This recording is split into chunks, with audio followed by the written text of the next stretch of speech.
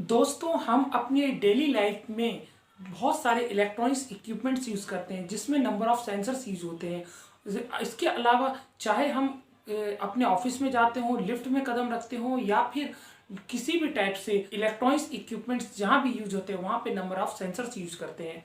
हम सेंसर्स के चारों तरफ किसी न किसी रूप से घिरे हुए हैं। एक हमारा कैमरा भी जो होता है वो भी एक सेंसर्स का ही काम करता है, जो कि घरों में लगे हुए डिफरेंट टाइप के कैमरेस होते हैं वो भी एक सेंसर्स का ही काम करते हैं। तो चलिए दोस्तों, हम डिफरेंट टाइप के सेंसर्स के बारे में बात करेंगे। मैं हूं सुधीर सैनी, स्वागत है आपका सुधीर टेक्निकल में।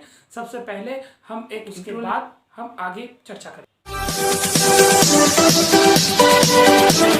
एक बार फिर से आपका स्वागत है। मैं हूं सुधीर सैनी। आज हम डिस्कस करने वाले हैं प्रॉक्सिमिटी सेंसर्स की।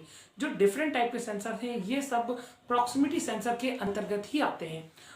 तो दोस्तों, मैंने एक बात ऑब्जर्व करी है कि मेरे बहुत सारे भाई दोस्त लोग जो कि मुझसे कांटेक्ट करना चाहते हैं, प्रॉपर तरीके से अपनी बात बताना चाहते हैं, वो प्रॉपर तरीके से मुझे बता नहीं पाते और मैं भी उनको क्वेश्चन प्रॉपर आंसर दे नहीं पाता। और ख़ास तौर से इंडस्ट्रियल एप्लीकेशंस में, इंडस्ट्री में कोई भी ब्रेकडाउन्स हो उससे रिलेटेड मेरी हेल्प लेना चाहते हैं, तो उनको मैं एक मेल आईडी अपने डिस्क्रिप्शन में डाल रहा हूं। उसके साथ फ्यूचर में अपना एक नंबर भी डिस्क्रिप्शन में दूंगा ताकि आप मुझे फ्यूचर में कांटेक्ट कर सकें। उसके अलावा एक फॉर्म भी, मैं एक लिंक भेजूंगा जो कि मेरे डिस्क्रिप्शन में रहेगी और उसको आप फिलअप करेंगे और आपकी जो भी प्रॉब्लम है वो आप मुझसे शेयर कर सकते हैं। तो दोस्तों, आप मेरे साथ जुड़े रहिए इसी चैनल के द्वारा और मेरे इस चैनल को लाइक कीजिए, सब्सक्राइब कीजिए। चलिए अब शुरू करते हैं। तो प्रॉक्सिमिटी सेंसर एक्चुअल क्या होता है? प्रॉक्सिमिटी सेंसर्स का सीधा सीधा मतलब ये है कि अगर किसी भी किसी भी कांटेक्ट को बिना टच किए उसे सेंस करके उसका जो आउटपुट जनरेट होता है ये उसका प्रॉक्सिमिटी कहलाता है। और प्रॉक्सिमिटी सेंसर डिफरेंट टाइप की इंडस्ट्रियल एप्लीकेशन में डिफरेंट टाइप के प्रॉक्सिमिटी सेंसर्स यूज किए जाते हैं। इसमें सबसे पहले हम इंडक्टिव सेंसर्स के बारे में बात करेंगे, उसके बाद कैपेसिटिव और मैग्नेटिक सेंसर के, और इसके अलावा इंफ्रारेड और फोटो सेंसर्स को हम सेकंड पार्ट में कवर करेंगे, क्योंकि ये वीडियो बहुत ही लेंथी हो जाता है और हम पूरी तरह से उसके बारे में आपको डिस्क्राइब नहीं कर पाते। इसलिए हम आज डिस्कस करेंगे सबसे पहले इंडक्टिव सेंसर्स के बारे में। इंडक्टिव सेंसर नाम से ही जाना जा सकता है कि ये इंडक्टिव प्रिंसिपल से काम करता है।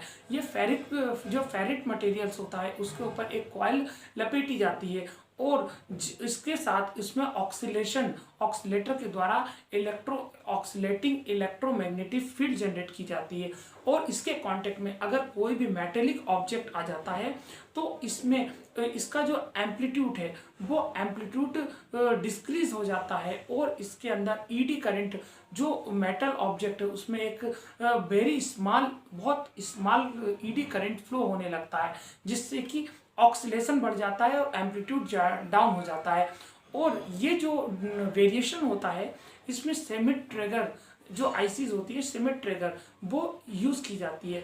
जो सेमी ट्रिगर होता है वो प्री डिसाइडेड जो भी वेव फॉर्म है उसको ही जाने देता है, बाकी को ब्लॉक कर देता है।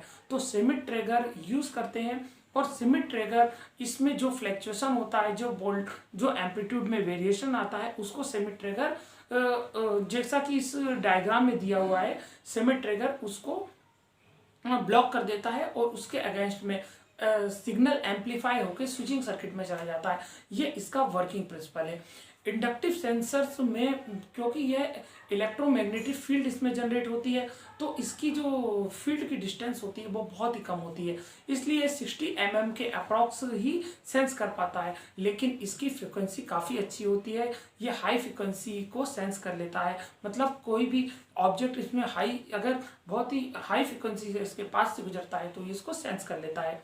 और इसके अलावा इसका एक डिसएडवांटेज ये है कि मेटेलिक ऑब्जेक्ट को ये सेंसता है। और इसके अलावा ये बहुत सारे फीडबैक सिस्टम, खासतौर से एक्चुएटर्स वगैरह हुआ या रोबोटिक सिस्टम हुआ रोबोटिक सिस्टम हो या फिर बहुत सी मोटराइज सिस्टम होते हैं, उसके आउटपुट में ये बहुत ही अच्छा काम करता है। इसका हम एग्जांपल इस वीडियो के द्वारा भी देख सकते हैं कि यहाँ पे जीरो स्पीड सेंसर्स के रूप में ये काम कर रहा है और ये बहुत ही अच्छी एक्यूरेसी से वर्क करता है।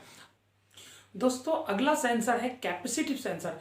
कैपेसिटिव सेंसर में कैपेसिटर का ही वर्किंग प्रिंसिपल का प्रयोग किया जाता है।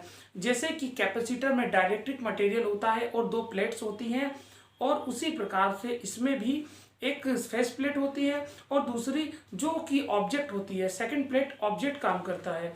और इसमें क्या होता है कि जैसे कि इंडक्टिव सेंसर में प्लेट में के सामने इलेक्ट्रोमैग्नेटिक फील्ड प्रोड्यूस होते हैं, वैसे ही इसमें जो कैपेसिटिव सेंसर होता है इसमें इलेक्ट्रोस्टैटिक फील्ड प्रोड्यूस होती है, जिसके कारण जब कोई भी ऑब्जेक्ट इसके एरिया में आता है या इसके फेस प्लेट पे आता है तो इसका सेकंड ऑब्जेक्ट होता है वो कैपेसिटर की सेकंड प्लेट का काम करता है। और जैसे ही ऑब्जेक्ट आता है तो इसमें जो ऑक्सीलेशन सर्किट है उसको आउटपुट भेज दिया जाता है, और जैसे ही ऑक्सीलेशन होता है वो अपने थ्रेशोल्ड लेवल पे पहुंच जाता है, और थ्रेशोल्ड लेवल पे पहुंचते ही समय ट्रिगर उस सिग्नल्स को इंटरनल सर्किट में पहुंचा देता है, और इंटरनल सर्किट में पहुंचाने के बाद आउटपुट जनरेट होता है जो कि इसको स्विचिंग सर्किट के लिए यूज किया जाता है।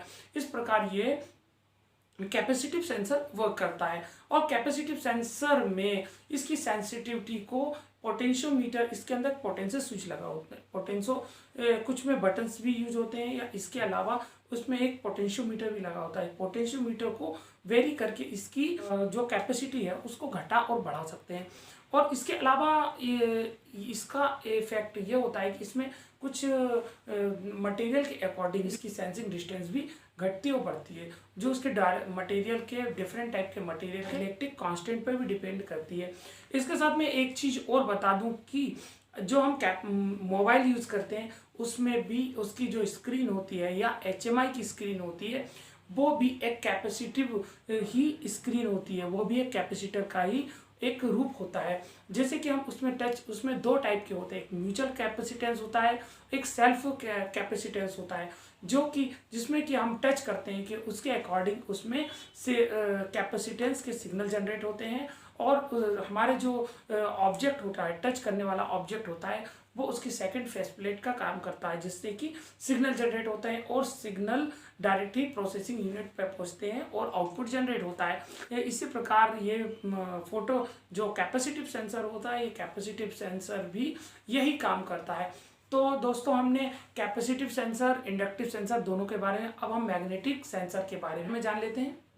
मैग्नेटिक सेंसर में जब परमानेंट मैग्नेट पे कॉइल को लपेट दिया जाता है और इसके आउटपुट में कॉइल को लपेट दिया जाता है और उसमें कुछ वोल्टेज जनरेट होता है, और अगर इसके जो फेस पे, इसके जो सेंसर के फेस पे अगर कोई भी फेरेट मटेरियल को लाया जाता है तो इसमें फ्लक्स जनरेट होते हैं, और उसके फ्लक्स के अकॉर्डिंग कुछ EMF कॉइल के टर्मिनल पे कुछ EMF जनरेट होता है।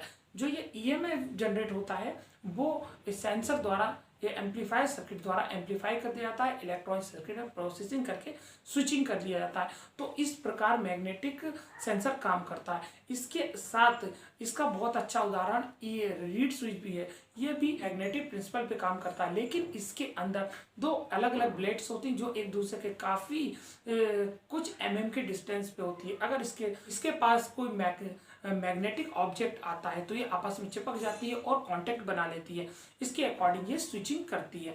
ये खासतौर से रीड स्विच कैपेसिटर में, रीड स्विच खास तौर से सिलेंडर में ऑन ऑफ, जब सिलेंडर फंक्शन करता है तो रीड स्विच इसके अकॉर्डिंग सिग्नल जनरेट करती हैं और फीडबैक सिग्नल देती हैं, और ये इस प्रकार रीड स्विच का ये फंक्शन हो गया। और इसके अलावा मैग्नेटिक सेंसर्स का यूज डोर्स में और डिफरेंट टाइप की एप्लीकेशंस में किया जाता है। तो आज हमने डिफरेंट टाइप के सेंसर्स के बारे में जाना समझा, और हम इसके बारे में अभी और भी प्रैक्टिकली एग्जाम्पल, इसका प्रैक्टिकली कनेक्शन किस प्रकार से किया जाता है और ये कैसे इसमें काम किया जाता है इसके बारे में हम आगे वीडियो में बताएंगे, डिस्कस करेंगे। इस प्रकार आज हमने प्रॉक्सिमिटी सेंसर्स में इंडक्टिव, कैपेसिटिव, मैग्नेटिक सेंसर्स के बारे में जाना, समझा। और मेरे दोस्तों, मेरे इस वीडियो को लाइक कीजिए, सब्सक्राइब कीजिए, और कोई भी प्रॉब्लम्स हो तो मुझसे शेयर जरूर कीजिए। और इसी प्रकार नए नए वीडियो लेके आऊँगा, और अगले सेशन में हम इंफ्रारेड सेंसर और फोटो सेंसर्स के बारे में डिस्कस करेंगे। इसी के साथ जय हिंद, जय Bharat. Thank you very much. Thanks for watching.